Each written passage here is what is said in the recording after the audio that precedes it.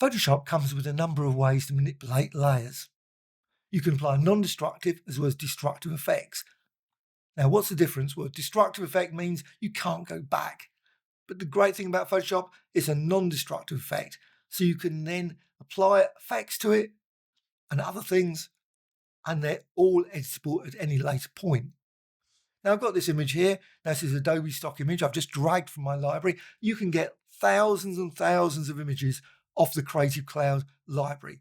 They're all stock images, stock photos that you can download for free off their website. Make sure you select the free option. And then you've got this image. Well, with this, I can now just go to layer and I can flatten the image. And now I can apply effects. So filter and say Gaussian blur, like that. Now, if I do anything else, basically it's a destructive effect. That image now is just permanently blurred, or any other effect. If I undo that and also undo the actual flattening, now I've got this. So I've got this layer and I can make this blurred, but as non-destructive. So just simply with the image selected, go to filter and then go to blur and Gaussian blur, or any of the other filters. So Gaussian blur, and you've got the effect there again, click OK. But this time it becomes a smart filter and you've got Gaussian blur there. You can modify the Gaussian blur by double clicking, bring up the Gaussian blur again.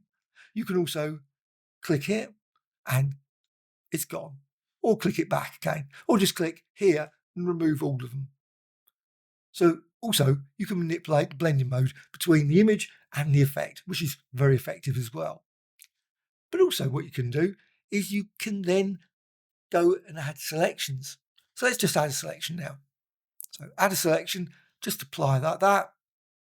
And now let's just go filters and again blur and Gaussian blur. And you get that.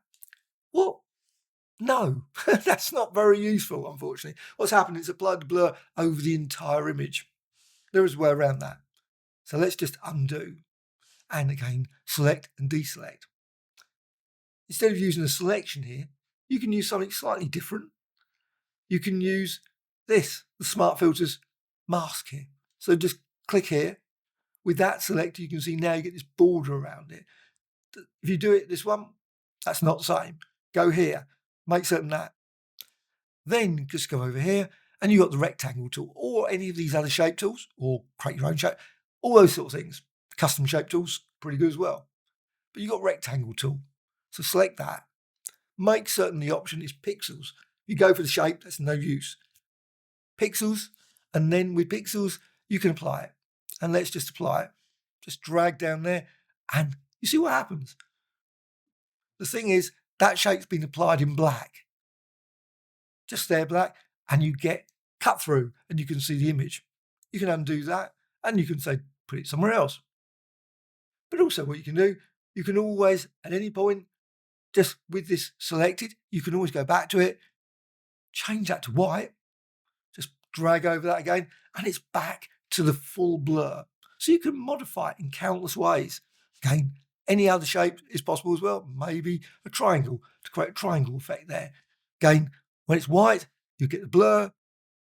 Click here, and with black, you get that. Or you could use a grayscale. So you can go for maybe grey or light grey, etc., to vary it slightly. So you got that effect. You can also go here. As long as that's selected, that's the key thing. It needs to be selected. You see that border around it. You can then go to filter and you can go to blur and apply Gaussian blur. But instead of applying it to the image, you're applying it to that. You know, you can push it too far. You see it goes over the edge.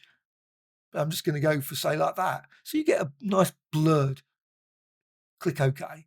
And that can be then manipulated as well.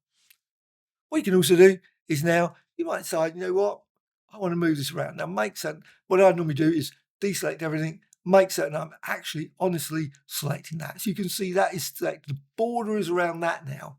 Now what you can do is you can move that around. So if you decide, you know what, I want more of that than the woman, or maybe the bus. There's a bus at the side here somewhere, just coming along at that point. You can see the bus just about there. So you can manipulate that. You can move that around and continue to apply effects.